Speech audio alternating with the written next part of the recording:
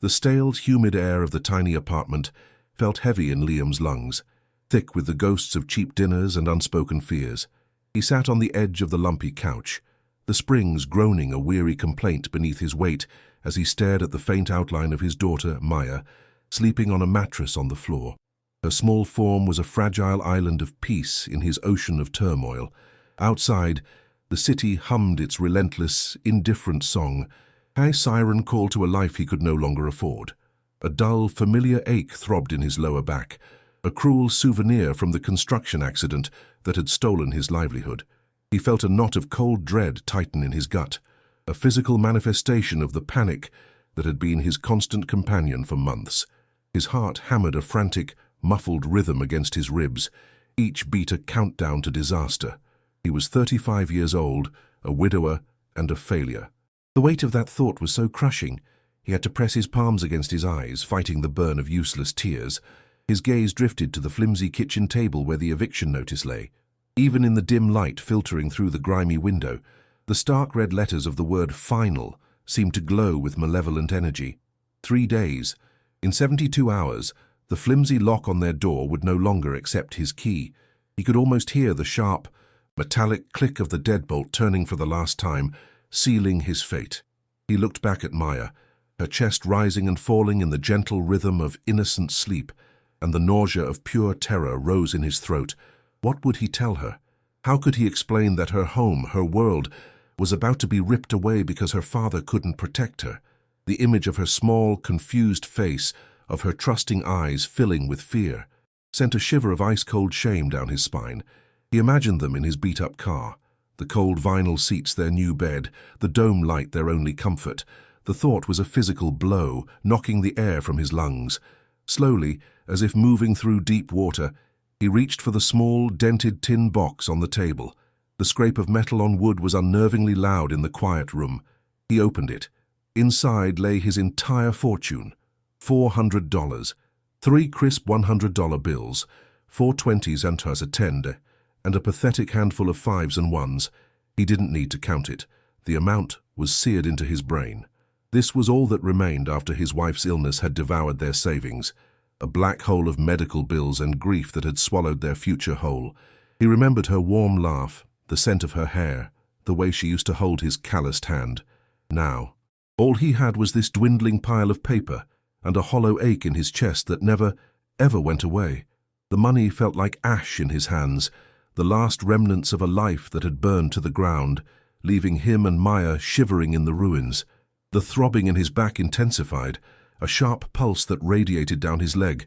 He had once been a man who built things, a man who could hoist steel beams and frame houses with his own 2 hands. He had found pride in the sweat on his brow and the strength in his arms. Now he was broken. The injury had deemed him unfit for heavy labor, a cruel irony for a man whose entire identity was tied to his physical strength. He felt a surge of bitter resentment, not at the world, but at his own body for its betrayal. Each time he tried to lift something, even a heavy grocery bag, the searing pain was a mocking reminder of his own uselessness. The city outside didn't need thinkers. It needed workers, and he was no longer one of them. The feeling of helplessness was a thick, suffocating blanket, smothering any flicker of hope before it could catch fire. He stood up, the floorboards creaking under his feet, and walked to the window. He stared down at the endless river of headlights, each car carrying people to their homes, to their warm beds, to their secure lives. They were all part of a world he was being ejected from. His gaze fell upon his own rusted sedan parked across the street, its paint peeling under a flickering streetlight. That was it. That was his only safety net. A metal shell on wheels, a cold, cramped space that smelled of old coffee and gasoline, a home for a man and his 7-year-old daughter. A wave of dizziness washed over him, and he gripped the windowsill, his knuckles turning white. His stomach churned with a hunger that wasn't for food, but for a sign, for a miracle, for anything other than the terrifying, imminent reality of the street. His desperation was a living thing, a predator circling in the dark, and he knew, with chilling certainty, that he would do anything to escape its jaws. In the suffocating silence of his apartment, broken only by the hum of the dying refrigerator, Liam scrolled through blurry online ads on his cracked phone screen. His thumb, rough and calloused from a life of labor he could no longer perform, swiped past listings for rooms he couldn't afford and apartments that mocked his poverty. Then he saw it, an anomaly, a single, grainy photo of something long and dark, half swallowed by trees. The text was minimal: decommissioned rail car on private plot, as is, unique opportunity for the right person. A switch flipped in his mind. The builder, the man who shaped things from nothing, stirred from a long slumber. It wasn't a home. It was a project, a chance. It was a roof, and he could fix it. He felt a fragile, terrifying flicker of hope ignite in the cold emptiness of his chest. This, he thought, his heart beginning to beat with a strange, forgotten rhythm, was the only way. This was how he would save them. The decision was a fever dream, born of sleepless nights and the metallic taste of panic. Liam stared at the ad, the tiny plot of land on the digital map, a meaningless speck on the forgotten edge of town. He imagined it, not as it was, but as it could be. He saw himself patching the roof, installing a small wood stove, building a bunk bed for Maya. He saw her face, and not filled with fear, but with the wonder of living in a real train car. An adventure. This desperate vision was so powerful, so intoxicating, that it drowned out the screaming voice of reason in his head. It was a gamble with the last vestiges of their security, a bet against the crushing odds of reality. He felt a surge of adrenaline, a sensation he hadn't experienced since before the accident, before the grief. It felt like control. For the first time in months, he wasn't just reacting to his collapsing world. He was making a move, however reckless it might be. The phone call was brief, the voice on the other end disinterested. Almost surprised someone was calling at all. A quick negotiation, a rock-bottom price that still felt like a king's ransom. Liam met a man with tired eyes in a gas station parking lot and handed over $350, the crisp bills feeling like pieces of his own skin. He watched the cash disappear into a worn leather wallet, and he felt a profound, stomach-lurching emptiness. With $50 left to his name, he had just purchased a ghost. That evening, he knelt beside Maya's mattress. "Hey, monkey," he whispered, his voice thick with forced cheerfulness. "Guess what? We're going on a big adventure. We're going to have a new house, a special house, a train car house." Maya's eyes, still puffy with sleep, widened with genuine delight. "A real train? Like Thomas?" she asked, her small voice a balm on his raw nerves. He nodded, forcing a smile. "Just like that," he lied. The weight of the deception, a physical pressure on his throat. Packing was a swift and brutal affair. Their possessions barely filled 3 cardboard boxes and 2 trash bags. Old clothes, a handful of Maya's worn-out toys, a chipped photo of his late wife, her smile a painful reminder of a sunnier, warmer world. Liam took one last look around the barren apartment. He could smell the lingering scent of stale coffee and disinfectant, the ghosts of a life that was now officially over. He felt a strange pang of loss for this place he had grown to hate, a testament to how far he had fallen. As he closed the door for the final time, the soft click of the lock sounded like a gunshot in the silent hallway.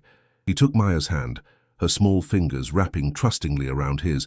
Her excitement was a fragile shield against his own mounting terror. The drive out of the city felt like an escape, the grim concrete skyline shrinking in the rearview mirror, replaced by the sprawling, indifferent green of the countryside. The old sedan rattled and groaned, protesting the journey. Liam gripped the steering wheel, his knuckles white, his eyes fixed on the crumbling asphalt of the country road. The directions had become increasingly vague, leading them from paved highways to gravel lanes and finally to a dirt track barely wide enough for the car. Trees pressed in on either side, their branches scraping against the windows like skeletal fingers. The air grew heavy, humid and still, thick with the smell of damp earth and decaying leaves.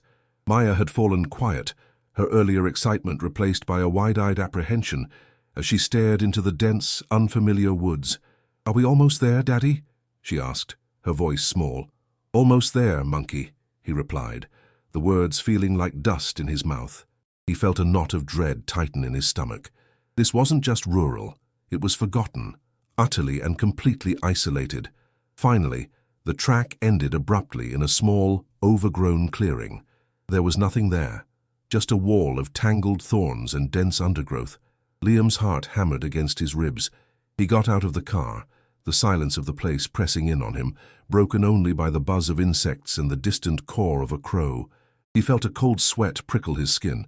Had he been scammed? Had he driven them into the middle of nowhere on a fool's errand, burning his last dollars and his last bridge? The hope that had carried him this far began to crumble, replaced by a rising tide of panic. He pushed his way into the thicket, thorns tearing at his jeans and arms, the sharp stings a physical manifestation of his own stupidity. He fought through the grasping branches, his breathing coming in ragged gasps, and then he saw it, and his stomach dropped. It wasn't a charming fixer-upper, it was a carcass, a long metal leviathan, bleeding rust from 100 wounds. The paint was almost entirely gone, flaked away to reveal the pockmarked and corroded steel beneath. It listed to one side, sinking slowly into the soft, damp earth, as if the land itself were trying to swallow it whole. The windows were not just broken, but were jagged, empty sockets staring out blindly into the oppressive green. A large section of the roof had caved in, creating a gaping maw open to the elements. The wind, which had been absent in the clearing, seemed to find a voice here, whistling a low, mournful tune through the holes in the car's metal skin. This wasn't a project. This was a tomb. The air around it felt cold, stagnant and heavy, with a palpable sense of abandonment and decay that seeped into Liam's bones. He heard a small gasp behind him and turned to see Maya standing at the edge of the thicket, her face a mask of confusion and dawning fear. "Daddy," she whispered, "that's not a house." The simple, honest words were like a punch to the gut. The carefully constructed fantasy he had built for her shattered into a million pieces, leaving only the ugly, rusting reality. He felt a hot flush of shame creep up his neck. "It will be Maya," he said, his voice hollow. It needs some work." He approached the train car, his boots sinking into the soft mud. He placed a hand on its side, the metal shockingly cold and rough beneath his palm, flakes of rust clinging to his skin like dried blood. He could smell it now, a sharp metallic tang mixed with the sour odor of stagnant water and rot. The faint, fragile hope he had nurtured died a swift and violent death. The main door was jammed shut, sealed by years of rust and neglect. Liam had to put his shoulder into it, his bad back screaming in protest as he shoved with all his might. With a groan of tortured metal, the door scraped open a few feet, the sound echoing unnaturally in the dead silence of the woods. The moment the seal was broken, an odor billowed out that made him gag. It was the smell of a forgotten, waterlogged basement, a thick, putrid stench of rampant mold, animal waste, and decades of decay. It was the smell of absolute failure. He peered into the gloom, his eyes struggling to adjust. The interior was not just empty, it had been violently gutted. Wires hung from the ceiling like dead vines, panels were ripped from the walls, and the floor was a treacherous carpet of debris, sodden leaves, and filth. He took a hesitant step inside, the floorboards squishing unpleasantly under his weight. Trash was everywhere, empty bottles, rotting fabric, and unidentifiable clumps of muck. In one corner, a pile of rags seemed to move, and Liam realized with a jolt of revulsion that it was a nest of some kind. Rat droppings littered the floor.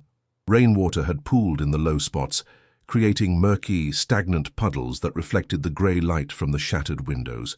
The air was so thick with mold spores that it felt like he was breathing in dust and poison. This was not a shelter. It was a health hazard. It was a death trap. A cold, crushing despair began to settle over him, heavier and more suffocating than the humid air in the car. He had not provided a home. He had brought his daughter to live in a garbage heap. Through the gaping hole in the roof, he could see the grey, overcast sky. A slow, miserable drizzle began to fall, the drops drumming a soft, mocking rhythm on the metal shell around him. He heard the water dripping inside, a steady plink-plank that sounded like a clock ticking down to his final defeat. He felt Maya's small hand slip into his. He didn't dare look at her, couldn't bear to see the betrayal and fear in her eyes. He had promised her an adventure, and he had led her to this derelict horror. The weight of his failure was immense, a physical force pressing down on his shoulders, making it hard to breathe. The pain in his back was a distant throb compared to the agonizing shame that burned in his gut. He was a fool, a desperate, pathetic fool who had traded his last dollars for a pile of rusting junk. He had fantasized about building a new life here, about working with his hands to create a sanctuary. The reality was so much worse than he could have ever imagined. The sheer scale of the rot, the depth of the decay, was overwhelming. It would take tens of thousands of dollars and a professional crew to make this place habitable, not one broken man with $50 and a toolbox. He felt a wave of dizziness and leaned against the cold, damp wall, the rough metal scraping his back. The car seemed to mock him, a monument to his own naivety and desperation. He had hit rock bottom before, in the sterile white halls of the hospital and in the silence of his empty apartment, but this was different. This was a new, deeper level of hell, one he had built for himself. Outside, the rain began to fall harder, a steady, dreary downpour that seemed determined to wash away the world. He looked around the squalid interior of the train car, at the filth and the decay, and then he looked at his daughter's small, pale face, her eyes wide with a fear she was trying to hide for his sake. In that moment, something inside him shattered, the last vestiges of the fighter. The builder, the father who could fix things, crumbled into dust. He felt nothing but a vast, hollow emptiness. The city had chewed him up and spit him out, and he had landed here, in this forgotten place, in this metal coffin, with absolutely nothing left. A single hot tear escaped his eye and traced a path through the grime on his cheek. It was over. He was done. There was nowhere else to go. He slid down the wall until he was sitting on the damp, debris-strewn floor, pulling Maya close to him. He wrapped his arms around her, burying his face in her hair, which already smelled of mold and rain. He wanted to apologize, to tell her how sorry he was for failing her so completely, but the words wouldn't come. They were lodged in his throat, choked by a sob of pure, unadulterated despair. The rhythmic drumming of the rain on the metal roof was the only sound, a desolate funeral dirge for his last, dead hope. The isolation was absolute. No one in the world knew where they were. No one was coming to help. He had brought them to the end of the line, and all he felt was the crushing, final weight of his own monumental failure. He closed his eyes. The image of the eviction notice burned into his mind. He had run from one form of ruin only to purchase another, far worse one. The stale air of the apartment seemed like a luxury now. At least it had been dry. At least it had a lock on the door. Here they were exposed, vulnerable and utterly alone. The $50 in his pocket felt like a joke, enough for a few gallons of gas to go. Where? There was no where. He had made his final, desperate move, and he had lost spectacularly. A chilling numbness spread through him, extinguishing the last embers of his panic and leaving only a cold, hard certainty. He had failed his wife. He had failed his daughter. He had failed himself. Here, in the belly of a rusting metal beast, surrounded by filth and the sound of the rain, Liam finally hit the bottom. For a long time, Liam just sat there, a statue of defeat carved from flesh and bone, while the rain drummed its bleak rhythm on the rusted roof. The cold from the damp floor seeped into him, a creeping numbness that mirrored the void in his soul. Maya had fallen asleep against his side, her small body a warm, trusting weight. It was that warmth, that innocent trust that finally pierced through his despair. He couldn't let her sleep in this filth. He couldn't let this be the end. A flicker of defiance, weak but stubborn, ignited within him. He wasn't a builder anymore, not in the old way, but he could still clear a space. He could still fight back against the rot, even if it was just in one small corner. He felt a shift inside, the heavy weight of failure lifting just enough to let him breathe. He had to do something. For her. The thought was an anchor in the storm of his emotions, a single point of focus. He would make one small part of this tomb into a shelter. It was a promise. Gently, he eased Maya off his lap, propping her against a section of the wall that seemed marginally drier. Her face was smudged with dirt, but she slept on, oblivious. He rose to his feet, his joints protesting with a chorus of aches. The pain in his back was a hot, sharp reminder of his weakness, but he pushed it down, fueled by this new, fragile resolve. He surveyed the squalor, the sheer scale of the task threatening to drown him again. He decided to focus on the far end of the car, a section partitioned off by a flimsy, rotting wall. It seemed to have suffered less water damage. He began to work, his movements slow and deliberate at first. He picked up a large unsplintered piece of wood, its surface slimy with mold, and tossed it out the open door. The thud it made as it landed in the mud outside was a satisfying sound, the first note in a new song of action, not despair. His hands, though uncalloused from months of inactivity, remembered the work. He worked with a grim, silent intensity. The sounds filled the desolate space, the scrape of debris being dragged across the floor, the sickening squelch of his boots in wet patches, his own ragged breathing. He tore down hanging wires that snagged his clothes and kicked aside piles of sodden, unidentifiable trash. Sweat began to bead on his forehead, mingling with the grime. He ignored the gnawing hunger in his stomach and the throbbing in his spine. This labor was a strange kind of medicine, a physical penance that seemed to burn away the acidic taste of his shame. He was no longer just a victim of circumstance. He was a man fighting his environment, however pathetically. He uncovered a section of the original floor, dark and stained, but solid wood. This would be their space. He worked until his muscles screamed and his hands were raw, clearing a small 10 by 10 foot area in the partitioned-off section. It was still grim, but it was clear. It was a start. He was about to stop, his body shaking with exhaustion, when his eyes fell on a large pile of debris pressed against the far wall of the small compartment. It was mostly rotted planks and what looked like collapsed shelving, all of it covered in a thick blanket of grime and damp leaves that had blown in through the broken windows over the years. It was the last major obstacle in the space he had cleared. With a grunt of effort, he began pulling the planks away, one by one. They were heavy with moisture and broke apart in his hands, smelling strongly of earth and decay. He tossed them out into the rain, which had now softened to a persistent drizzle. Underneath the planks was a layer of what looked like a sodden, decomposed mattress, its stuffing spilling out in grey, clumpy handfuls. He kicked at it, and it disintegrated, revealing the metal frame of a simple bunk bed. He sighed. Another piece of junk to be dealt with, but then he saw it, and the air froze in his lungs. It wasn't another bunk. It was the same one. The bottom bunk was the rusted, rotted frame he had just uncovered. The top bunk, however, was something else entirely. It was pristine. In the midst of the filth, the rot, and the pervasive decay, it was an island of impossible order. A single bed, perfectly made. Liam stood utterly still, his heart beginning to hammer against his ribs with a new, frantic rhythm. A crisp, clean white sheet was pulled taut over a mattress, its corners tucked with military precision. At the head of the bed, a single pillow was plumped and centered. At the foot, a thick grey wool blanket was folded into a perfect, sharp-edged rectangle. He felt a profound sense of dislocation, as if he had stumbled into someone else's dream. It simply could not be real. The contrast was so jarring, so deeply wrong, that for a moment he thought he was hallucinating, that the exhaustion and despair had finally broken his mind. He took a hesitant step closer, his boots silent on the now cleared wooden floor. He reached out a trembling hand, half expecting the image to dissolve like a mirage. His fingers brushed against the wool blanket. It was real. The fabric was thick, slightly coarse, and utterly dry. There was a faint, clean smell of cedar and wool, a stark and shocking contrast to the putrid odor of mold that filled the rest of the car. He looked closer. A thin layer of fine dust coated the entire surface of the bed, the sheet, the pillow, the folded blanket, but it was undisturbed.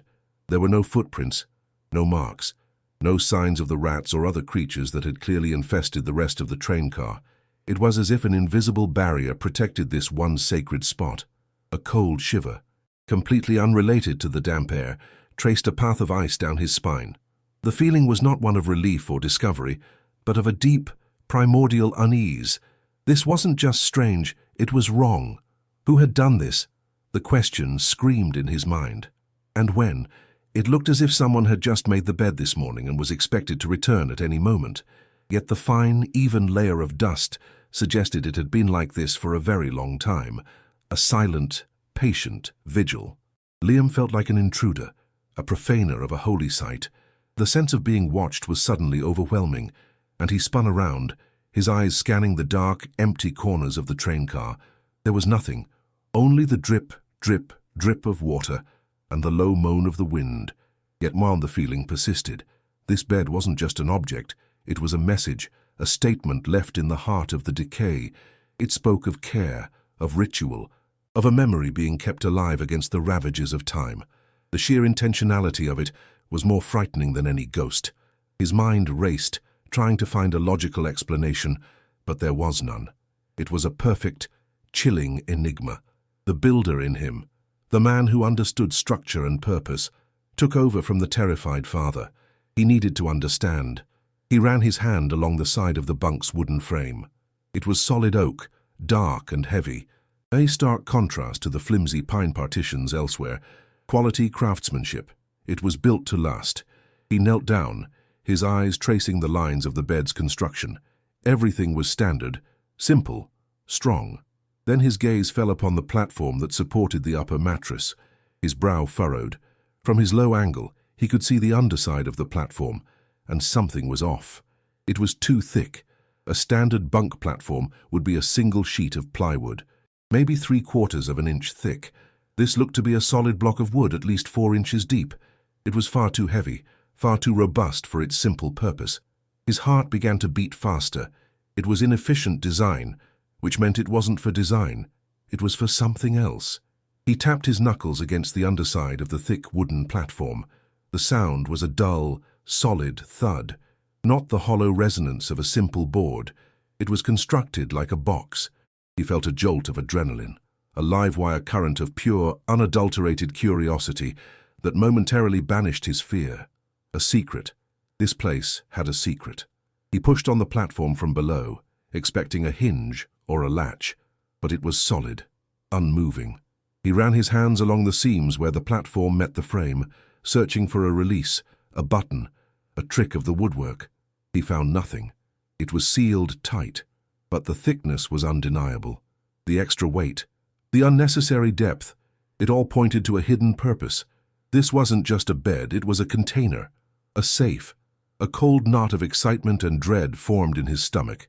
What was so important that someone would build such an elaborate hiding place in a forgotten, rusting train car in the middle of nowhere? He had to know. He needed leverage. The wood was too well joined to be forced by hand. His gaze darted around the cleared space, but there was nothing he could use. The crowbar. It was in the trunk of his car. The thought propelled him into motion. He cast one last glance at the unsettlingly perfect bed, then hurried out of the train car, his boots splashing in the mud. The world outside felt different now. The dripping woods were no longer just a symbol of his isolation. They were the guardians of a mystery. The air felt charged, electric with possibility. He fumbled with the keys, his hands shaking slightly, and popped the trunk of his battered sedan. He grabbed the heavy iron crowbar, its cold, familiar weight a comfort in his hand. This was a tool he understood. As he turned back toward the train car, he felt a flicker of fear. What if he was wrong? Or worse, what if he was right? What was he about to unearth? Back inside, the atmosphere in the small compartment was thick with anticipation. He took a deep breath. The smell of mold and cedar, a strange, dissonant perfume.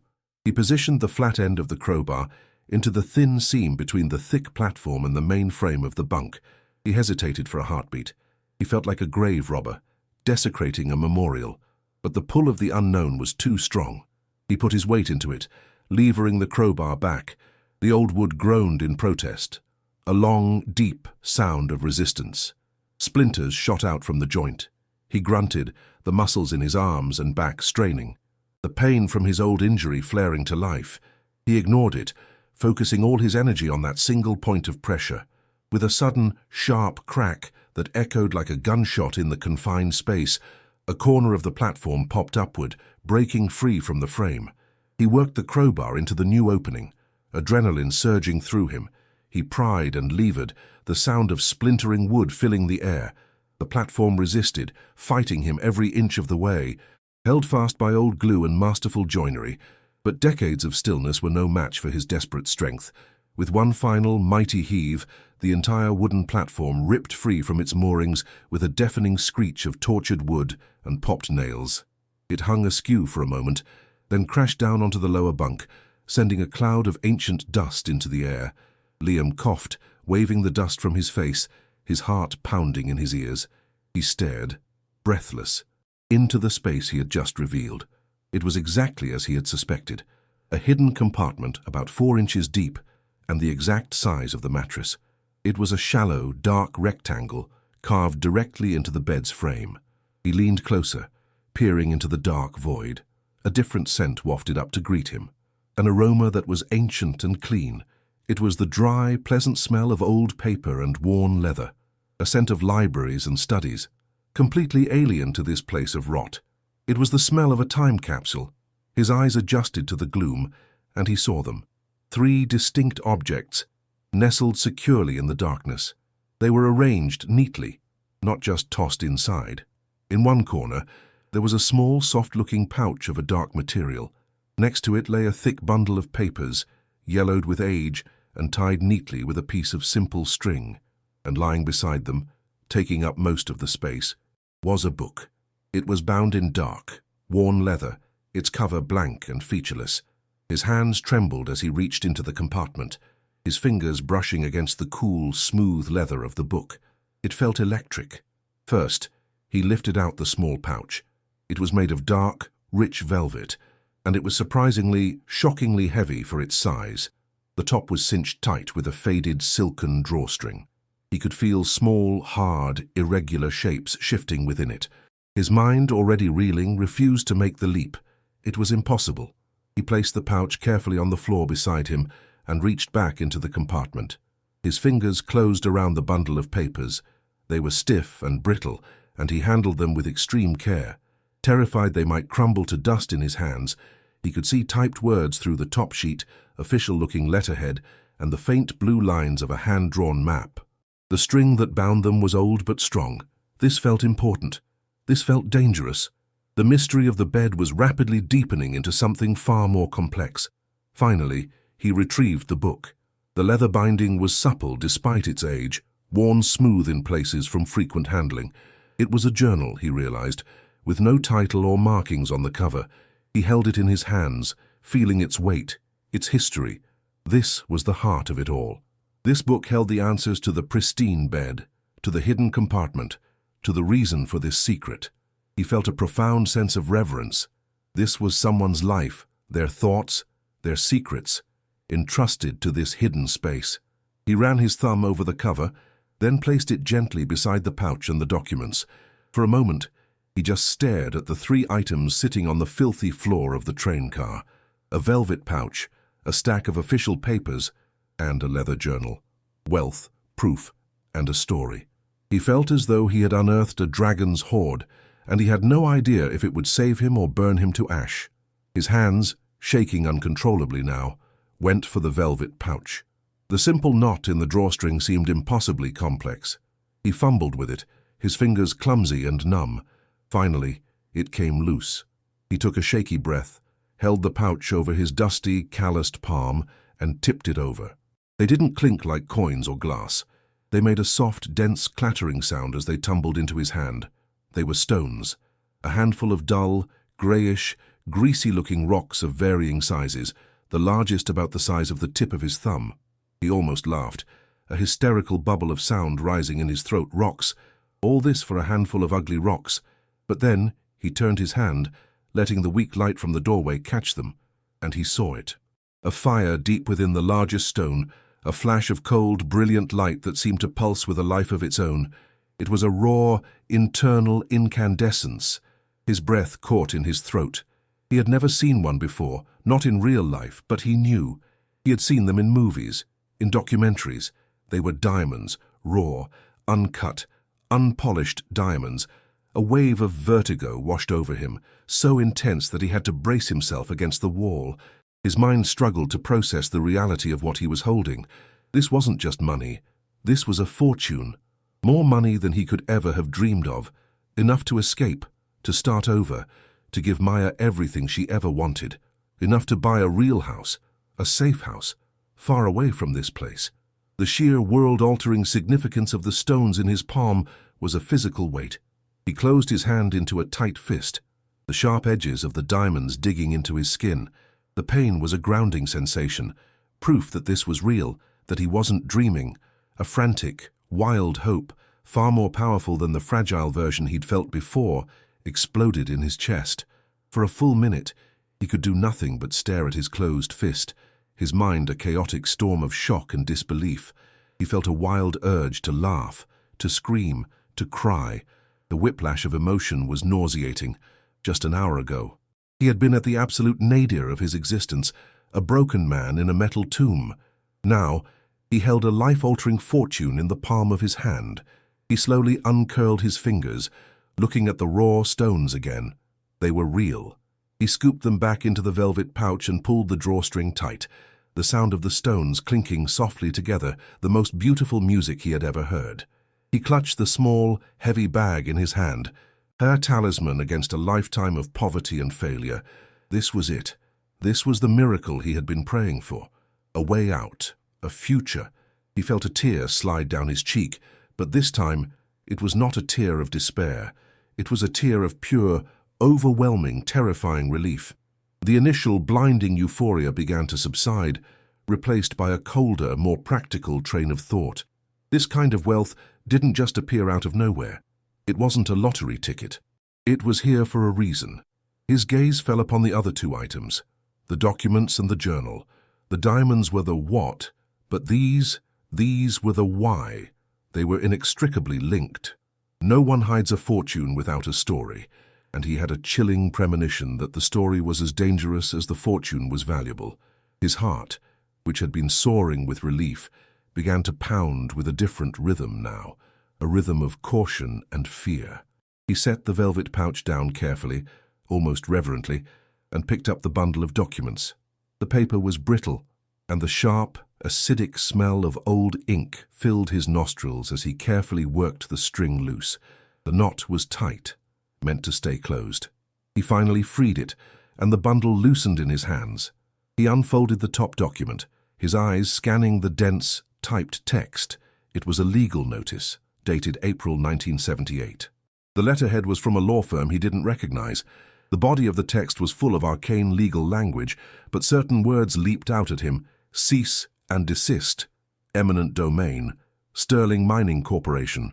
His eyes flicked to the next page. It was a surveyor's map of this very area. The railroad tracks marked with a bold line. Dozens of small plots of land were outlined, each with a family name written inside.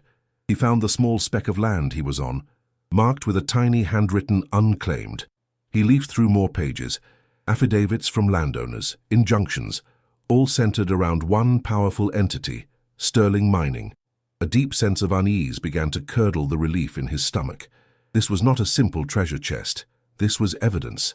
The documents painted a picture of a conflict, a one-sided war between a powerful corporation and a collection of small, local families.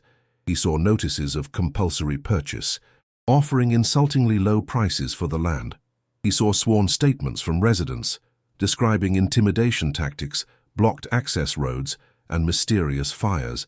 The name Caldwell appeared repeatedly in the margins, scrawled in the same tight, urgent handwriting he would soon come to recognize. Alistair Caldwell, CEO, Sterling Mining. Liam felt a cold dread seep into his bones. This was bigger than a simple land dispute. The scale of it, the systematic pressure detailed in these dry legal papers, spoke of a ruthless and organized campaign. And at the heart of it all was this train car, this hidden compartment, and this handful of impossible diamonds. The stones in the pouch suddenly felt heavier, colder. They weren't a gift. They were a liability. His hands were trembling again as he set the papers aside and reached for the leather journal. This was the key. The documents were the skeleton of the story, but this, he knew, would be its soul. The leather was cool and smooth beneath his fingers. He opened it to the first page. The inside cover had a name written in elegant, looping cursive, Elias Vance. Beneath it, in a different, much hastier script, was a date, October 1978. The pages were filled with a tight, dense script. The ink slightly faded, but still perfectly legible. It was the handwriting of a man in a hurry, a man trying to get his thoughts down before they escaped, or before he was stopped. Liam felt his throat go dry. He was about to read a dead man's last words. The certainty of it was absolute and chilling. No one who went to these lengths to hide this evidence could have simply walked away. He read the first entry, his eyes devouring the words, "They don't know I'm here. This old car is the only safe place left. The Caldwells own the sheriff, the judge, everyone. But they don't own this rust bucket. Liam's heart pounded. Elias Vance. He was a journalist, the journal explained. He had come to town investigating rumors of corporate malpractice and stumbled into a criminal conspiracy. The journal detailed his investigation step by step, his growing horror as he uncovered the truth.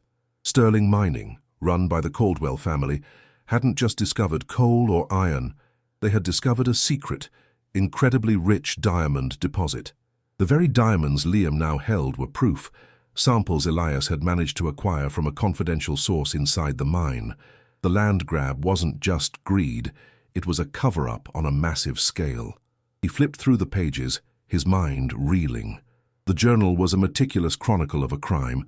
Elias had gathered evidence of violence, of families forced from their homes in the middle of the night, of lives ruined by the relentless greed of Alistair Caldwell. He had the proof, the documents Liam had just read, and the diamonds to back it all up. This train car, this forgotten piece of junk, had been his secret office, his hideout, where he assembled the case that would bring down an empire. Liam read entries describing close calls, of being followed, of threats whispered over the phone. The paranoia and fear bled from the page, a palpable terror that reached across 40 years and gripped Liam by the throat. "They are closing in," one of the last entries read. "I have to get this to someone. Arthur is my only hope. If I don't make it, I pray someone finds this. The truth must not die here with me." Liam slammed the journal shut, his hands shaking violently. The silence of the train car rushed back in, now filled with the ghost of Elias Vance. He was sitting in a dead man's sanctuary, holding the evidence that had cost a man his life. The pristine bed suddenly made a terrible, heartbreaking kind of sense. It wasn't a vigil for someone who was coming back. It was a memorial, a shrine for someone who never would. The raw diamonds in the pouch no longer felt like a miracle. They felt like a curse, a burden. He had stumbled out of one crisis and straight into the heart of a 40-year-old crime. He looked from the journal to the documents to the small velvet pouch. This was not a treasure hunt he had discovered. It was a murder mystery. And by finding it, he had just painted a target on his own back. The sense of isolation he'd felt before was nothing compared to the chilling loneliness that now enveloped him. He was alone with a secret that people had killed to protect. The world outside the train car dissolved into a meaningless blur of green and grey. Liam sat on the cold floor, the worn leather journal open in his lap, its pages radiating a faint, dry scent of paper and time. His fingers traced the name, Elias Vance, and a profound, chilling connection formed across the decades. He was no longer just a desperate father in a derelict shelter. He was the custodian of a dead man's final testament. Each word he read was a brick in a wall of conspiracy, building a fortress of fear around him. He felt the weight of Elias's hurried script, the desperate slant of the letters, as if the writer was being chased across the very page. The rustling of the brittle paper was the only sound, a whisper from the grave telling a story of unimaginable greed. Liam's own hunger, his own pain, felt small and insignificant next to the monumental injustice laid bare in the faded blue ink. He felt a tremor in his hands, not from cold or weakness, but from the terrifying gravity of the knowledge he now possessed. A truth this dark didn't want to be found. Elias's words painted Alistair Caldwell not as a man, but as a force of nature, a plague that had descended upon the small, rural community. The journal was filled with clipped, brutal entries. May 10th. The Peterson family is gone. Their well was poisoned last week. Sheriff called it algae bloom. Everyone knows who did it. Liam felt a knot of nausea tighten in his stomach. He read on, his eyes burning with the strain of deciphering the script in the fading light. June 2nd. Met with my source. He smuggled out the diamond samples. They're raw, unremarkable to the untrained eye, but they are the key. Caldwell isn't just stealing land. He's sitting on a king's ransom, a secret geological anomaly. Liam glanced at the heavy velvet pouch resting beside him. The dull stones inside were no longer a miracle. They were a motive for murder. The pouch felt hot to the touch, pulsing with the heat of stolen wealth and spilled blood. He felt his heart hammer against his ribs, a frantic drumbeat in the tomb-like silence. The journal described a campaign of terror with chilling precision. It wasn't just threats. It was psychological warfare. Fences cut in the night, livestock mysteriously sickening, whispers in the town grocery store about families being cursed. Caldwell's genius, Elias wrote, was his ability to use the community's own superstitions and isolation against them, creating an atmosphere of paranoia and fear where neighbors began to suspect neighbors. He operated through proxies, his hands remaining spotlessly clean while his empire was built on the ruins of other people's lives. Liam felt a chill that had nothing to do with the damp air. He recognized the pattern of a predator, isolating its prey before the kill. Caldwell hadn't just taken their land. He had systematically dismantled their world, their relationships, their sanity, until selling for pennies on the dollar felt not like defeat, but like escape. It was a masterclass in cruelty, documented meticulously by the man who was about to become its final victim. The last few pages of the journal were almost frantic, the handwriting devolving into a barely legible scrawl. October 19th. They know about the car.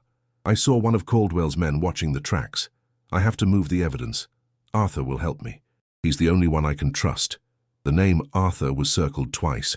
If I don't make it back, the bed is a memorial. The truth is inside. Don't let him win. The entry ended there. The rest of the pages were blank.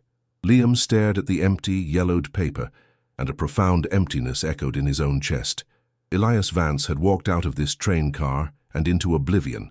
The clean, perfectly made bed was his headstone, a silent monument to a fight that had ended in failure.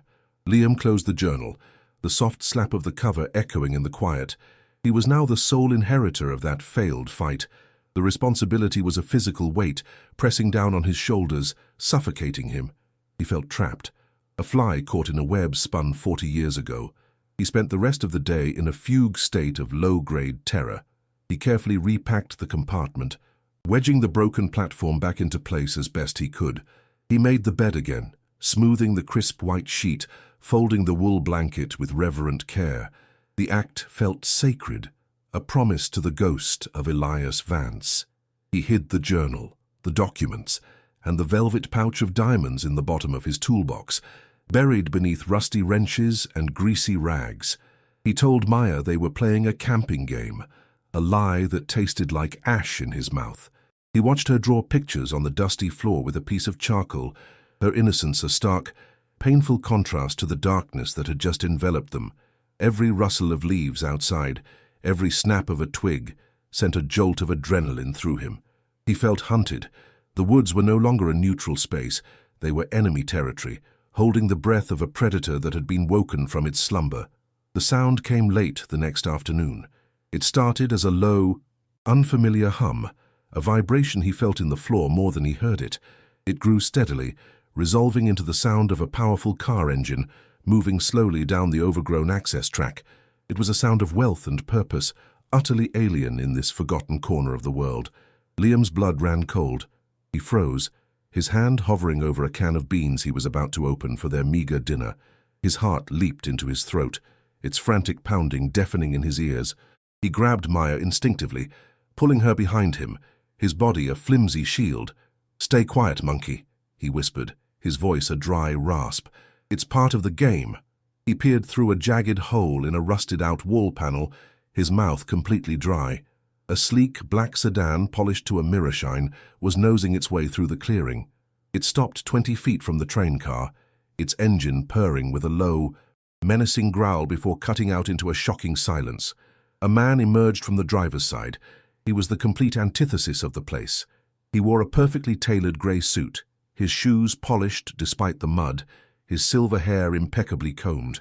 He moved with an unhurried, reptilian grace, his eyes hidden behind dark sunglasses that scanned the clearing with cold, analytical precision. He was not a man who got his hands dirty. He was a man who gave orders to those who did. Liam felt his muscles tense, his body shifting into a primal fight-or-flight mode. This was one of them. This was one of Caldwell's men. The man's gaze fell upon the train car, lingering on the signs of Liam's recent work, the cleared debris, the path worn in the mud. A small, humorless smile touched the corners of his lips. He knew. Liam's stomach twisted into a knot of pure ice. They knew someone was here, and now they had found him. The isolation that had been his curse just yesterday now felt like a death sentence. There was nowhere to run. The man walked slowly towards the train car, his expensive shoes making soft, sucking sounds in the damp earth. He stopped at the open door, his presence filling the space, his clean, expensive cologne a jarring intrusion into the stench of mold and decay. "Mr. Liam O'Connell?" he called out, his voice smooth as silk, but with an undercurrent of steel. It was not a question. Liam felt his spine stiffen. He couldn't hide. He pushed Maya gently towards the far corner of the cleared space. "Stay there," he breathed, before stepping forward into the doorway, blinking against the afternoon light. He tried to project an aura of nonchalance, of a man simply working on his property, but he could feel the tremor in his hands and the frantic pulse in his neck. He wiped his sweaty palms on his dirty jeans, his mind racing. He had to play dumb. His and Maya's lives depended on it. He stood before the man, a grimy, broken worker facing down the clean, sharp edge of corporate power. "I am," Liam said, his voice rougher than he intended. The man in the suit removed his sunglasses, revealing eyes the color of a winter sky, pale, cold, and devoid of any warmth. "My name is not important," he said, the smile never quite reaching his eyes. "I represent the interests of Mr. Alistair Caldwell." He was surprised to learn that this particular plot of land had been sold. It holds a certain sentimental value for him and his family. The man's gaze swept over the dilapidated interior of the train car, a flicker of what might have been contempt in his eyes. "Mr. Caldwell understands that you have fallen on hard times. He is a philanthropist, you see, a pillar of the community." The words dripped with a practiced sincerity that made Liam's skin crawl. He knew from the journal what kind of philanthropist Alistair Caldwell was. He was a man who built hospitals with money stolen from the families he had destroyed. "He has authorized me to make you a very generous offer to buy this land back from you," the man continued, his voice dropping to a confidential, friendly tone. $10,000, cash, a clean slate. Enough to find a proper apartment in the city, get back on your feet, provide a real home for your little girl. The number hung in the air, impossibly large. $10,000. It was a fortune. It was the answer to every prayer he had whispered in the dark. It was a ticket out of this hell, a straight line back to a life of safety and anonymity. For a dizzying second, Liam was tempted. The pull of it was immense. A siren song of security that promised to drown out the whispers from the grave. He could take the money, forget the journal, forget Elias Vance, and just disappear. He could save his daughter. The thought was so powerful, so seductive, that he could almost feel the crisp bills in his hand. His heart ached with the temptation of it, but then he saw it, a flicker in the man's cold eyes, a predator's gleam. This wasn't charity. This was a test. They weren't just buying the land, they were buying his silence. They were probing him, trying to see if the desperate, broken man who bought a rust bucket for a few $100s knew what he was really sitting on. Liam's mind flashed to the words in the journal, to the pristine bed, to the small pouch of diamonds hidden in his toolbox. $10,000 was an insult. It was a pittance compared to the hoard Caldwell was protecting. It was the price of a nuisance, not the price of a real threat. And in that moment, Liam knew. They didn't know for sure. They suspected, they were worried, but they didn't know he had found the evidence. This was a fishing expedition, and his reaction would tell them everything they needed to know. The realization sent a fresh wave of ice-cold dread through him. Liam struggled to keep his face a neutral mask, to hide the storm of thoughts raging behind his eyes. He forced a dry chuckle, a sound that was thin and brittle in the heavy air. "10,000 for this heap of junk?" he said, waving a hand at the squalid interior. "What's so special about it?" He tried to sound greedy and a little stupid, the kind of man who would be blinded by the offer, not suspicious of it. The man's smile tightened almost imperceptibly. "As I said, sentimental value. Mr. Caldwell is an old man. He enjoys his privacy and the integrity of his family's original holdings. Think of it as a historical preservation fee." The lie was so smooth, so polished, it was almost convincing. But Liam could feel the menace coiled beneath the polite words. The air grew thick and heavy, charged with unspoken threats. He could feel the man's gaze boring into him, trying to read the secrets he was desperately trying to conceal. The man took a step closer, invading Liam's personal space. The scent of his expensive cologne was suffocating. He lowered his voice, the silken tone now laced with gravel. "You have a daughter, Mr. O'Connell. I saw her. A pretty little thing." The casual mention of Maya was like a physical blow. Liam's blood turned to ice in his veins. The friendly facade was gone, replaced by a naked, undisguised threat. "This is no place to raise a child," the man continued, his cold eyes flicking around the decaying car. "It's so isolated out here. The ground is unstable. There are snakes. People get lost in these woods all the time." He paused, letting the words hang in the air, heavy and sharp as shards of glass. Liam felt a primal fear grip him, a father's terror that was colder and sharper than any fear for himself. He wanted to scream, to grab Maya and run, but he was paralyzed, pinned by the man's cold stare. "It would be a tragedy if something were to happen," the man murmured, his voice a low hiss.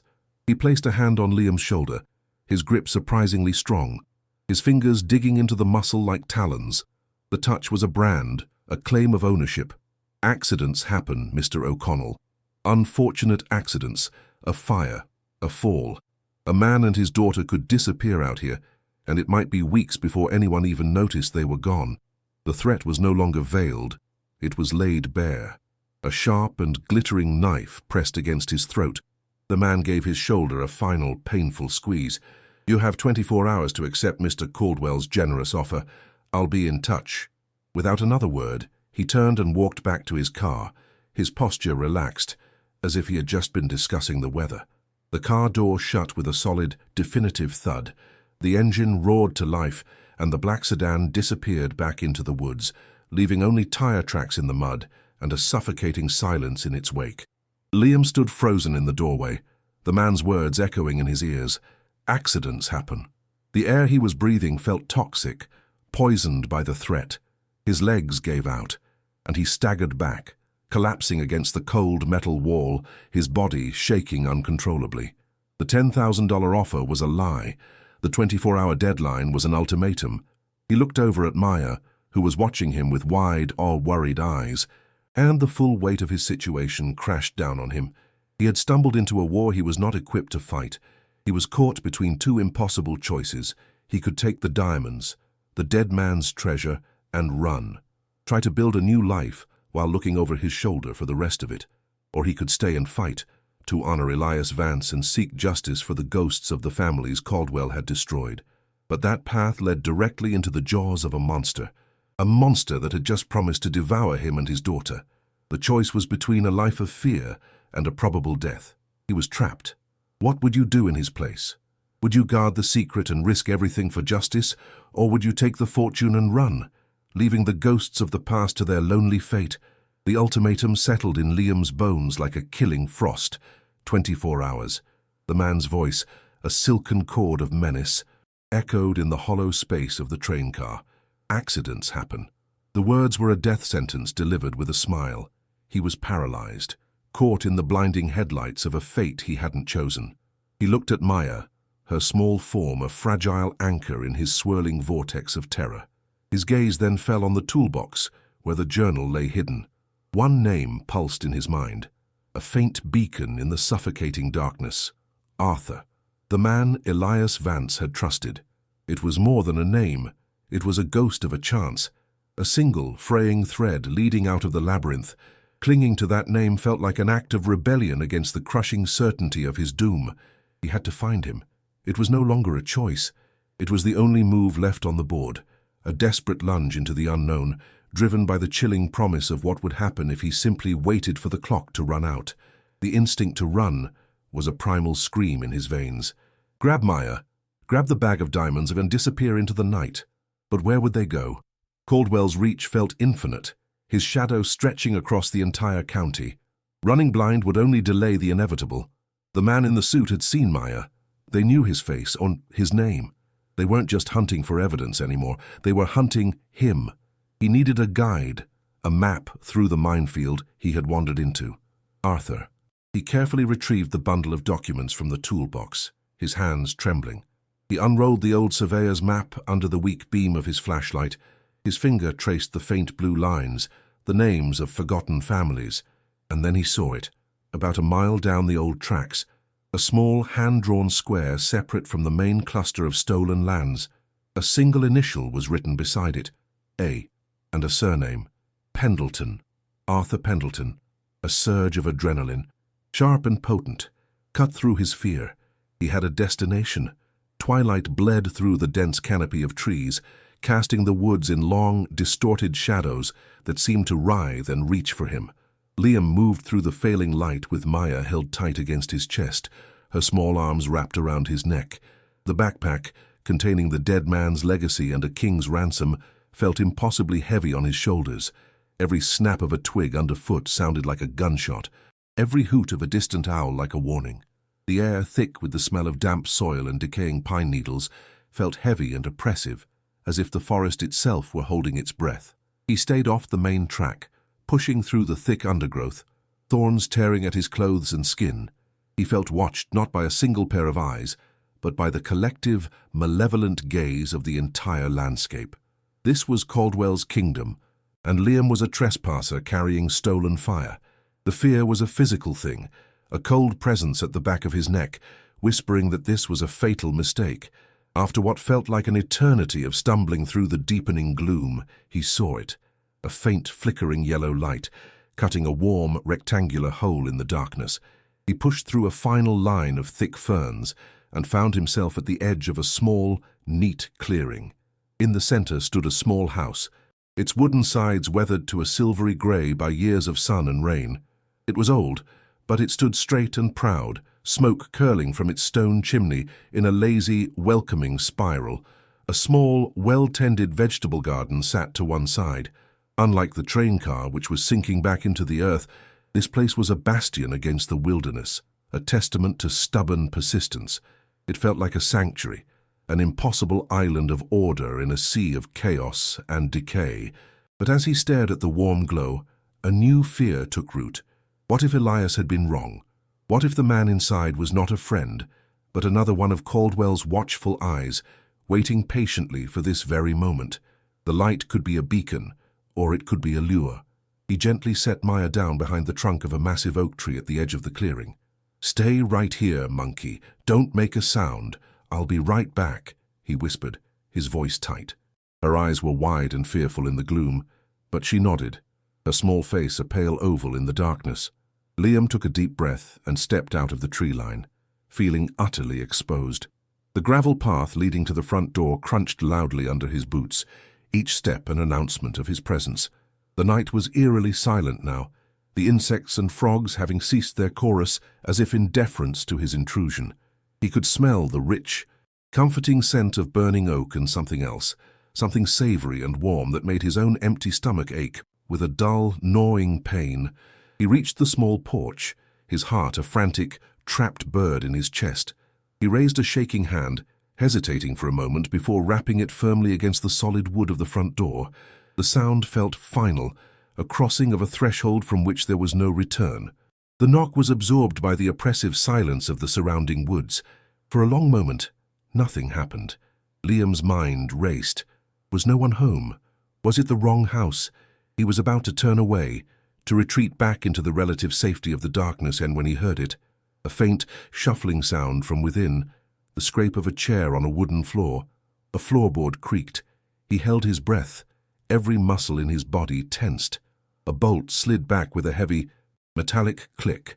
The door opened, not wide but just a few inches, revealing a vertical slice of profound darkness. From that darkness, two eyes peered out, sharp and startlingly bright, like chips of flint. They belonged to an old man, his face a roadmap of wrinkles, his frame thin and wiry but radiating a wiry strength. In the crook of his arm, held loosely but with practiced familiarity, was the long, dark barrel of a double-barreled shotgun. The man's gaze was not feeble or confused. It was piercing, intelligent, and deeply suspicious. He was a man who had been expecting trouble for a very long time. "What do you want?" The voice was a dry rasp, like stones grinding together, but it carried an undeniable authority. Liam felt his own throat tighten, the words catching like burrs. He slowly raised his hands, palms forward, a universal sign of peace that felt wholly inadequate. I'm not here to cause any trouble," he stammered, his voice barely a whisper. I'm looking for a man named Arthur Pendleton.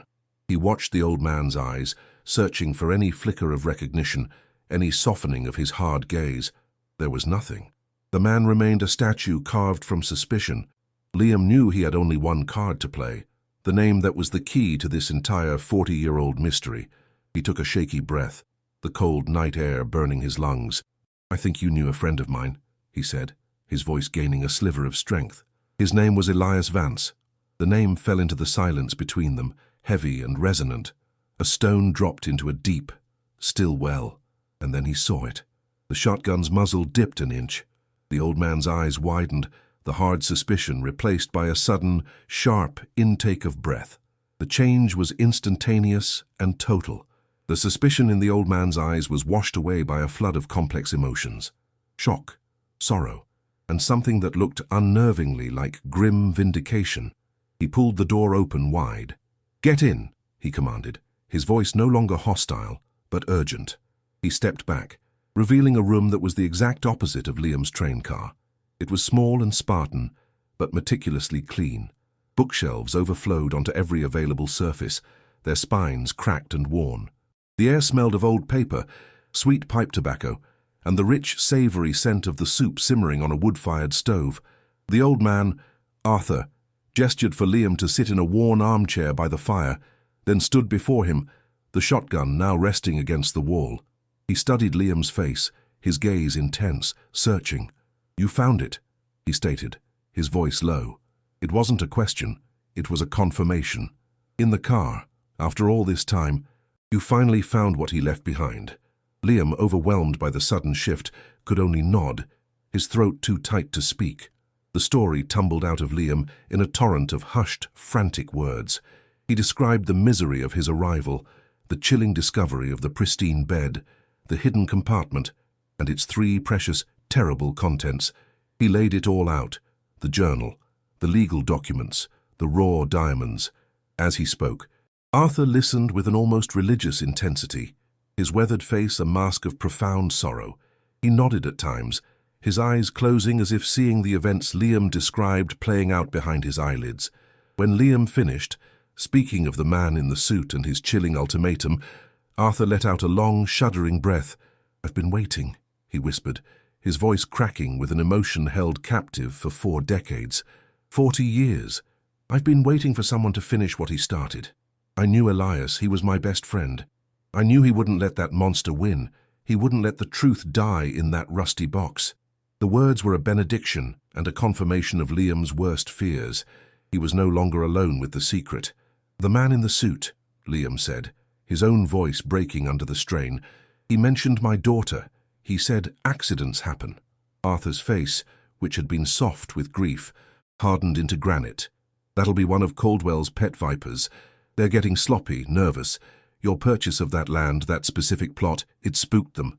He leaned forward, the firelight casting deep shadows across his face, making his eyes burn with a cold fire.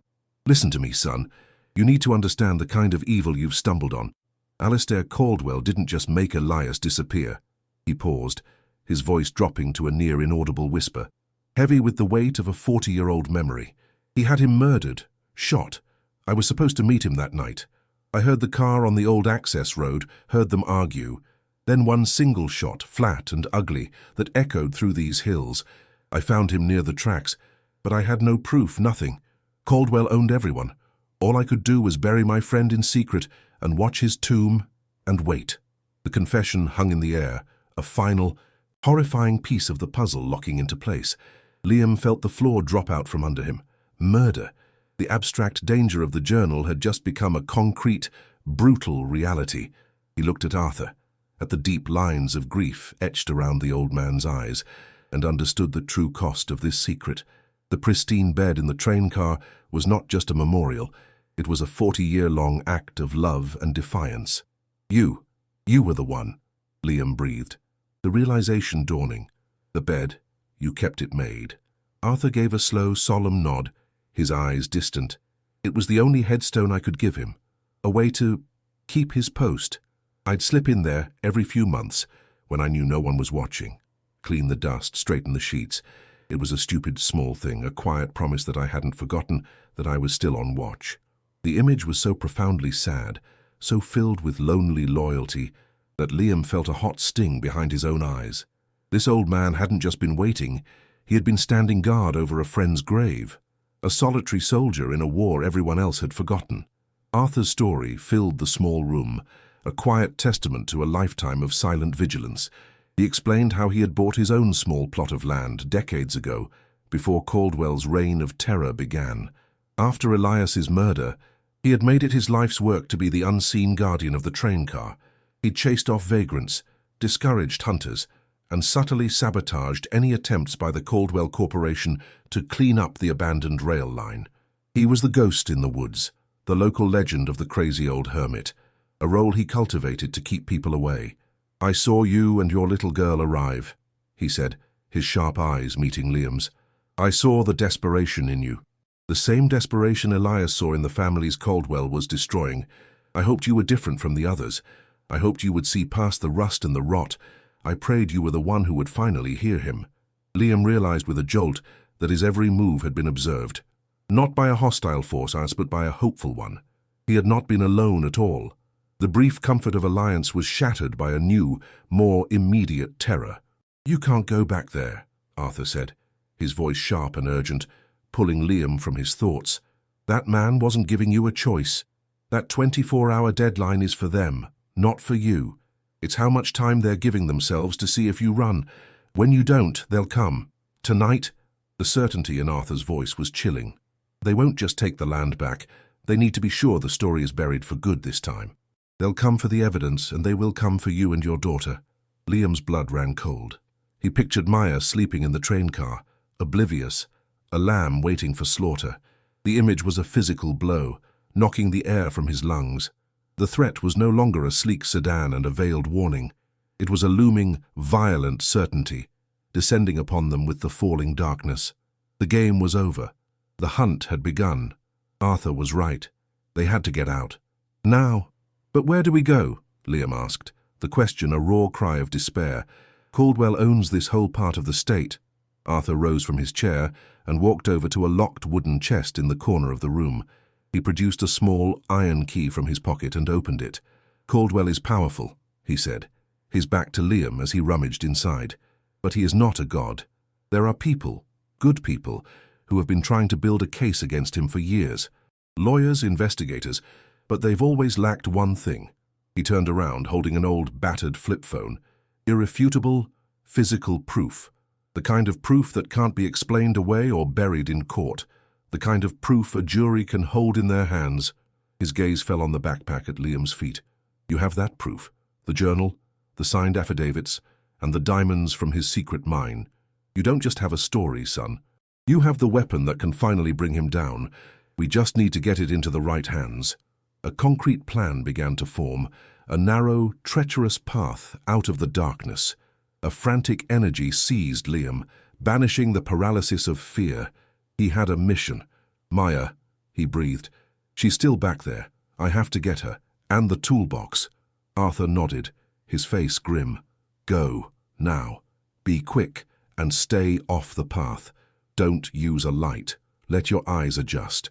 I'll get my truck ready. It's our only way out of here." He handed Liam a small, tarnished silver whistle. "If you see or hear anything at all, blow this 3 times. I'll hear it." Liam grabbed the whistle and the backpack and burst out of the cabin door, plunging back into the cold and dark woods. The fear was different now. It was no longer a paralyzing dread, but a sharp, electric fuel. He was not just a victim fleeing a predator. He was a soldier on a mission, retrieving his most precious assets from behind enemy lines. The night was black, the moon obscured by clouds, but he moved with a new certainty, his feet finding purchase in the dark. His mind focused on one single, burning objective: get Maya, get the proof, and get out. The forest was no longer just menacing. It was a battlefield. He reached the edge of the train car's clearing, his breath coming in ragged, silent gasps. The car was a black, silent shape against the slightly less black sky. It looked like a beached whale, a dead thing waiting to be consumed. He slipped inside, the familiar stench of mold and rot filling his nostrils. It felt like a lifetime ago that this smell had signified his ultimate failure.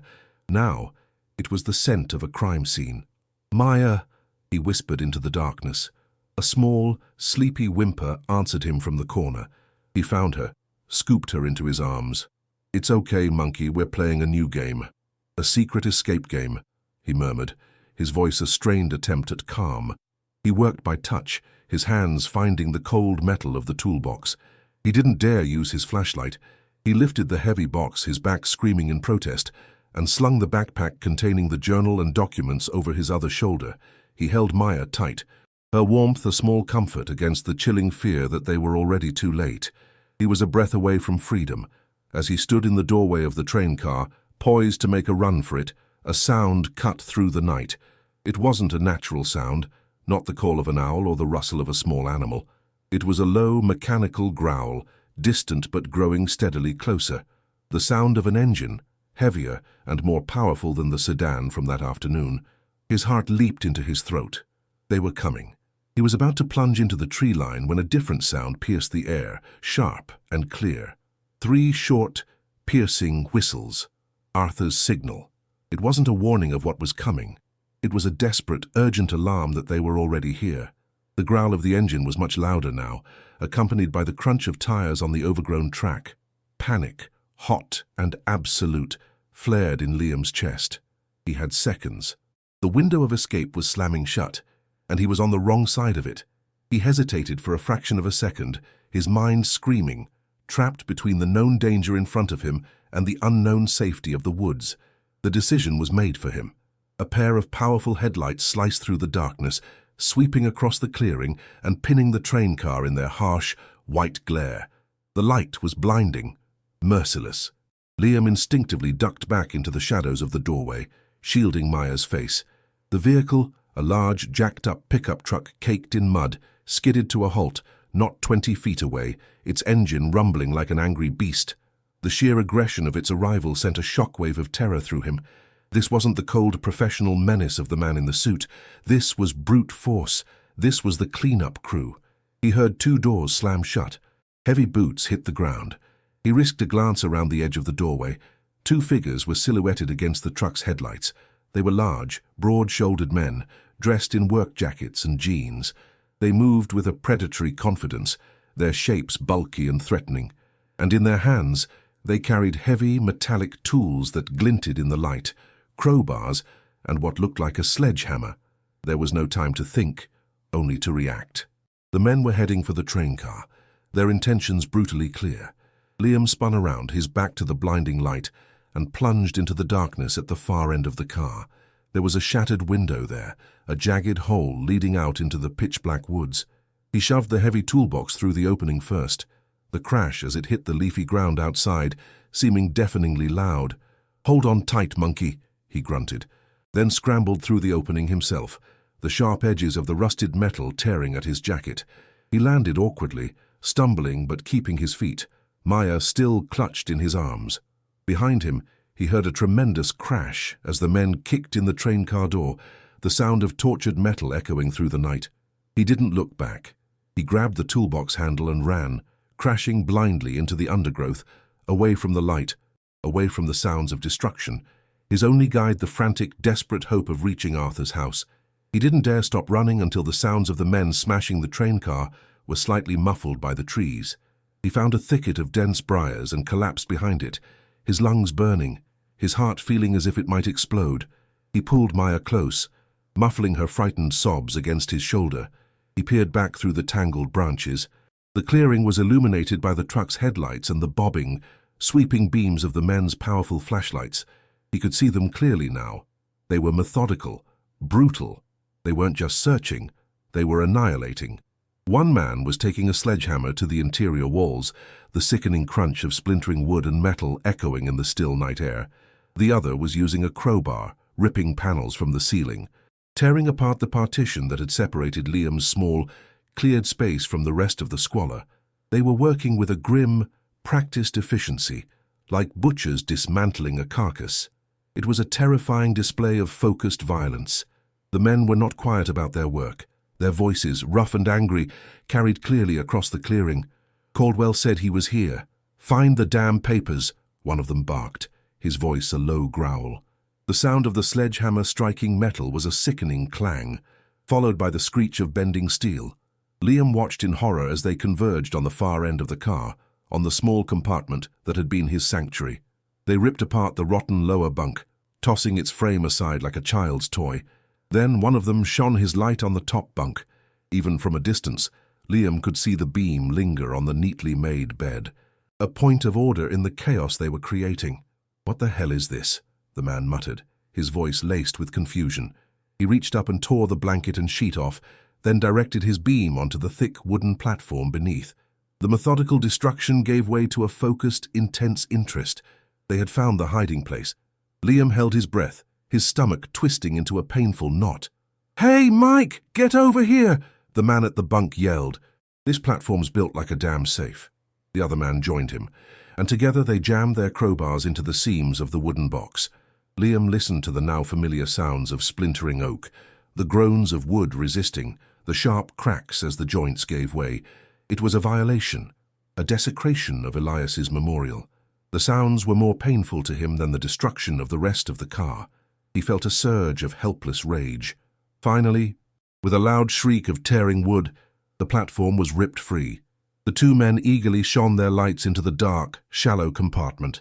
There was a pause, a thick, heavy silence that stretched for an eternity. Then, a furious roar of frustration.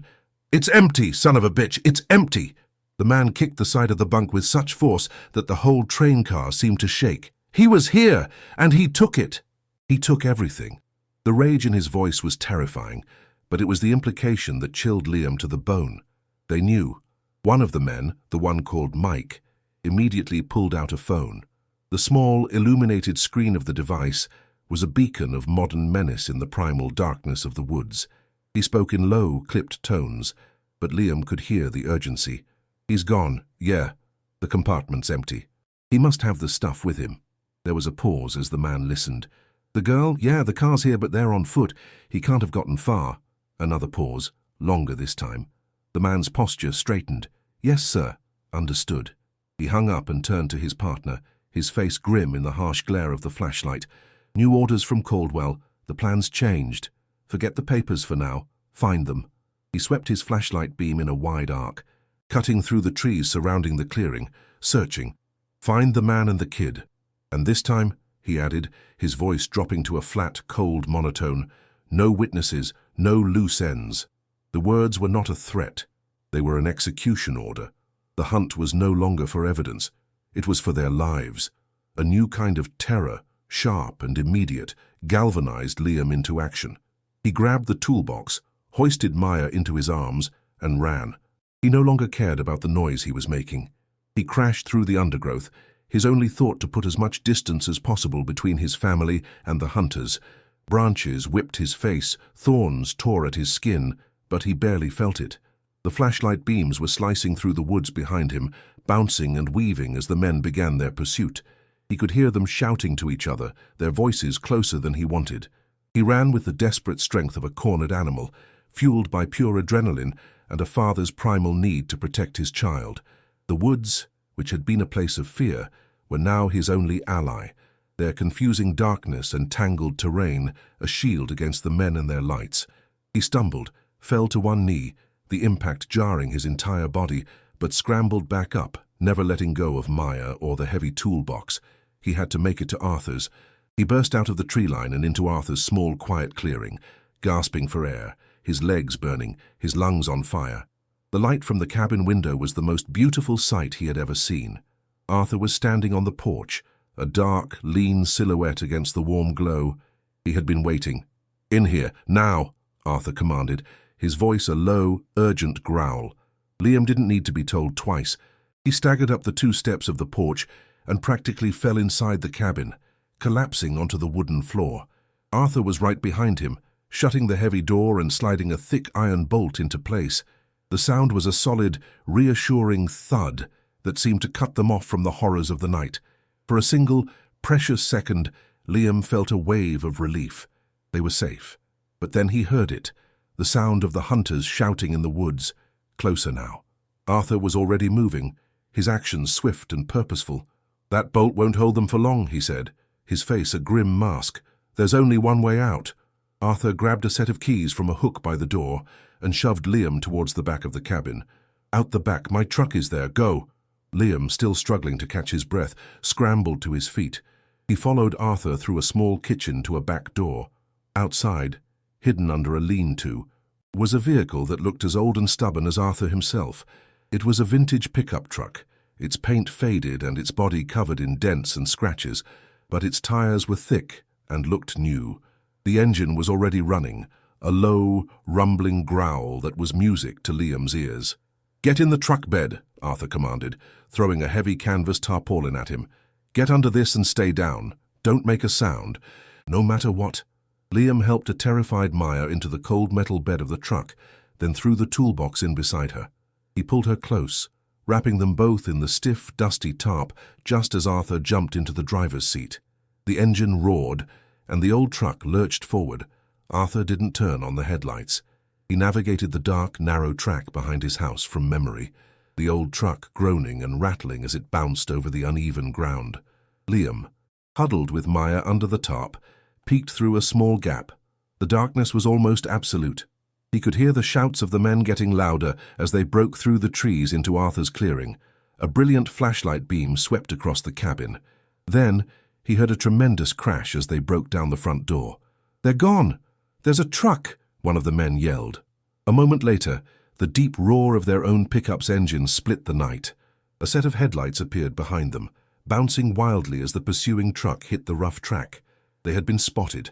The chase was on. The relative safety of the escape had vanished, replaced by the terrifying, immediate reality of a pursuit through the pitch-black woods. Liam pulled the tarp tighter, shielding Maya as if his own body could stop a bullet. The old truck felt agonizingly slow. In the rearview mirror, which Liam could just see, the headlights of the hunter's truck grew larger and brighter, a monstrous, looming presence that was rapidly gaining on them. Arthur, however, seemed unnaturally calm. With one hand gripping the steering wheel, his knuckles white, he fumbled in his pocket with the other and pulled out the old flip phone. He flipped it open and pressed a single button, a pre-programmed number. Liam could hear the tinny rings, then a voice on the other end. "It's Arthur Pendleton," Arthur said, his voice steady and clear, cutting through the roar of the engines. "I'm with the witness. We have it. The Vance evidence, all of it." He paused, taking a sharp corner that sent the truck skidding in the dirt. "We're heading for the state capitol, but we've got company. Caldwell's thugs. They're right behind us. And they're not planning on letting us get there." He was reporting his own desperate flight for life with the calm precision of a soldier calling in his position. A tremendous jolt threw Liam and Maya against the side of the truck bed. The pursuing truck had rammed them from behind. The sound of metal crunching against metal was sickening. Arthur wrestled with the wheel as their pickup fishtailed wildly, its rear tires spinning and throwing mud. The hunters' headlights filled the entire cab, momentarily blinding Arthur. They rammed them again, harder this time. The impact was brutal, a solid, bone-jarring shock. Liam threw his body over Maya, his back taking the brunt of the impact, as they were slammed against the front of the truck bed. The acrid smell of gasoline and burning rubber filled the air. The bigger truck was trying to push them off the track, to spin them out into the trees. Liam could hear the men laughing, a cruel, ugly sound that was somehow more terrifying than the crash itself. They were toying with them, enjoying the hunt before the kill. He clutched Maya tighter, whispering apologies and reassurances he didn't feel, his mind screaming in silent terror. "Hold on!" Arthur yelled, his voice a guttural roar over the engine. Just as the hunters' truck pulled alongside them, preparing to ram them from the side, Arthur did the unexpected. He wrenched the steering wheel hard to the left, turning off the track and plunging them directly into the dense, dark forest. There was no road here, not even a path. The old truck crashed through a wall of undergrowth, branches scraping and screeching against the metal sides. It bucked and roared like a wild animal, its thick tires fighting for purchase on the soft, leaf-strewn earth. Liam was thrown from side to side, his head slamming against the metal wall of the truck bed. "They won't expect this," Arthur grunted, his face illuminated in flashes by the dashboard lights. "This old logging trail hasn't been used in 50 years. It leads to the state highway on the other side of the ridge." They were in complete darkness now, the hunters, headlights gone, swallowed by the forest, They were either brilliantly safe or hopelessly lost. Their fate now rested on an old man's memory and the stubborn resilience of his ancient truck. The old truck burst from the tree line with a final, shuddering groan, its tires finding purchase on the slick, wet asphalt of the state highway. The transition from the chaotic, bucking violence of the forest to the smooth, steady ribbon of road was so abrupt it felt surreal. Rain began to fall in earnest, hissing against the hot engine and drumming a hypnotic rhythm on the cab's roof. In the back, Liam felt the bone-deep cold of the metal truck bed seep into his clothes, but it was a clean cold, washed by the rain. The oppressive, suffocating darkness of the woods was replaced by the lonely, sweeping beams of his own headlights on the wet road ahead. He huddled over Maya, the heavy canvas tarp a makeshift tent, and listened to the diminishing rumble of their pursuer's engine, lost in the maze of trees behind them. For the first time in what felt like a lifetime, the air he breathed didn't taste of fear and decay. It tasted of rain, gasoline, and a fragile, terrifying thing called escape. The capital's distant glow was a promise on the horizon. They arrived in the sterile, fluorescent-lit silence of an underground parking garage just before dawn. Arthur led them to a glass door, where a woman stood waiting. She was tall and poised, her face etched with a weary intelligence that couldn't quite conceal the ghost of a 40-year-old grief. "Eleanor Vance," she said, her voice low and steady as she extended a hand to Liam. Elias's daughter. Liam, caked in mud and trembling with exhaustion, could only stare. In her clean, quiet office, which smelled of strong coffee and old paper, he finally unburdened himself.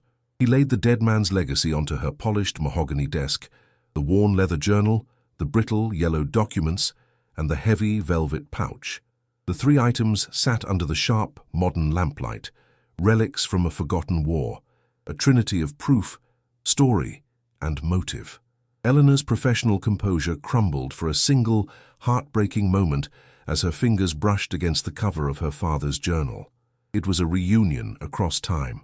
A daughter touching her father's last words, Eleanor worked with a focused, almost feverish intensity. She read excerpts from the journal aloud, her voice cracking only once on the final, frantic entry.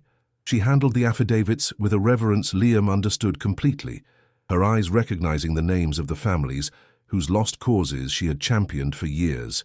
She laid the raw diamonds on a piece of white paper, their dull, greasy surfaces hiding the fire within.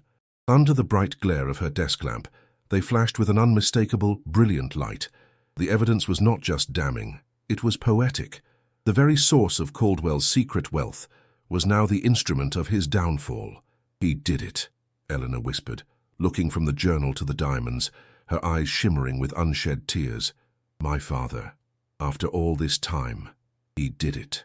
A wave of vindication washed over her face, strengthening her resolve. This was no longer just a legal case. It was the fulfillment of a life's purpose.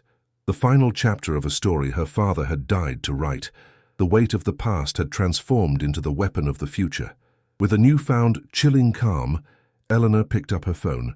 She didn't bother with intermediaries. Her call went directly to the personal line of the state's Attorney General. Liam and Arthur sat in silence, listening to the one-sided conversation that would topple an empire. Eleanor's voice was a blade, sharp and precise. She laid out the case, decades of organized crime, extortion, and racketeering, all culminating in the concrete evidence of a murder. She mentioned the journal, the sworn affidavits, the confidential informant's diamond samples, and the living witness to the murder's aftermath, Arthur Pendleton. There was no argument on the other end, only the grim acceptance of a truth too powerful to ignore. The wheels of a higher justice, a power beyond Caldwell's corrupting influence, began to grind into motion. As Eleanor hung up the phone, the first rays of dawn were breaking over the city. A new day was beginning, and with it, a reckoning that had been 40 years in the making. The hunt was over. The trap was set. The raid on the Caldwell estate was swift and silent. As the sun rose, a convoy of state vehicles streamed up the Longhurst private driveway, their movements coordinated and precise. Alistair Caldwell, woken not by a servant, but by the firm hand of a state investigator on his shoulder, found his gilded cage had become a real one. He stood in his cavernous marble foyer, a frail, paper-thin old man wrapped in a silk robe. surrounded by grim-faced agents who looked at him not with awe, but with contempt. Hours later, in the safety of Eleanor's office, Liam watched a news alert on a tablet. He saw the image of Alistair Caldwell, his face a mask of disbelief and rage, being led from his mansion in handcuffs. The quiet, decisive click of the cuffs being fastened around his wrinkled wrists was a sound that resonated across 40 years of silence. It was the sound of a ghost finally being heard, the sound of a debt finally being paid. Liam felt a tremor run through him, a release of tension he hadn't even known he was carrying. It was over. The story detonated across the state, then the nation. Elias Vance's journal, published in full, became a posthumous bestseller. It was a masterclass in investigative journalism and a heartbreaking final letter from a man who had given his life for the truth.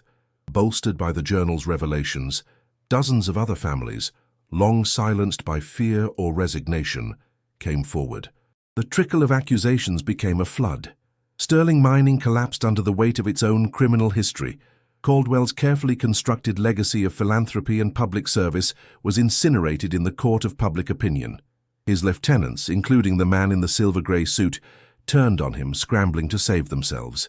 The diamonds, forensically matched to the unique geological signature of the land beneath Caldwell's primary mine, were the final, irrefutable proof. The patriarch, the benefactor, the monster, was left with nothing but the ruins of his own greed, his name now a permanent synonym for corruption and evil. In the ensuing legal storm, a historic class action lawsuit saw the stolen lands and a massive financial settlement awarded to the descendants of the families Caldwell had terrorized. Justice, delayed for 2 generations, had finally arrived. For Liam, his role was not forgotten. Under Finder's law, and as a formal reward for his pivotal role in bringing a major criminal to justice, the state granted him full legal ownership of the raw diamonds Elias had collected. He met with an appraiser in a quiet, secure office. The man examined the stones with a practiced eye, did his calculations, and wrote a number on a slip of paper. Liam looked at it, but the string of zeros was so long it felt like a misprint. The number was an abstraction, too vast to comprehend. It wasn't just money, it was freedom.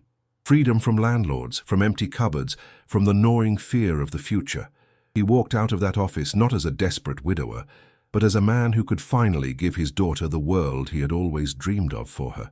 6 months later, the air was filled with the clean, sharp scent of freshly cut pine and the sound of a child's laughter. Liam stood in the green, sun-drenched backyard of a modest, beautiful home he had bought with cash. He was watching Maya, her face alight with pure joy, as she pumped her legs on a wooden swing set he had spent the morning building. His back no longer ached. The best surgeons had repaired the damage, giving him back the ability to work with his hands, not for survival, but for love. His small workshop in the garage was his sanctuary, a place where he could shape wood into things of beauty and function, a quiet reclamation of the identity he thought he had lost forever. He felt the warmth of the afternoon sun on his face and closed his eyes. The feeling was so simple, so profound. Peace. The memory of the cold, damp despair of the train car was a ghost from another man's life, a nightmare that could no longer touch him. He was finally, truly safe. That evening, he moved through a bright, spacious kitchen, the gentle sizzle of food in a hot pan, a comforting, domestic song. He was making Maya's favorite dinner, the simple act of providing a full, nourishing meal, a quiet celebration. There was no eviction notice taped to the door, no need to count the last few dollars for a can of beans. Maya sat at the large oak dining table, another of his creations, diligently coloring, humming softly to herself. Liam placed a plate in front of her, and she looked up at him, her smile radiant and untroubled. In her eyes, he saw the reflection of a life restored. He remembered the hopeless cold of that first night, huddled in the rusting metal tomb, and a wave of overwhelming gratitude washed over him. The tears that welled in his eyes were not of sorrow or fear, but of a relief so deep it felt sacred. He hadn't just found a fortune, he had found his way back home, to a life he thought had been lost forever. He was a father again. He tucked Maya into her own soft, warm bed, in a room filled with books and stuffed animals. He watched the gentle rise and fall of her chest, the perfect peace on her sleeping face, and knew that this was the real treasure. This quiet, unshakable security. The diamonds had given them a future, but Elias Vance had given them a second chance. Liam had honored that gift, using a portion of the fortune to create a foundation in the journalist's name, funding the kind of fearless reporting that had saved them all. He had paid his debt to the ghost in the train car. The harrowing journey that began in the depths of a dark apartment, driven by sheer desperation, had led them through a 40-year-old mystery and into the light. Liam had faced a monster and won, not with strength, but with the courage to bring a buried truth to light. If you were moved by Liam's fight for justice and a new beginning, make sure you subscribe to our channel and ring the bell so you don't miss another story of struggle and triumph.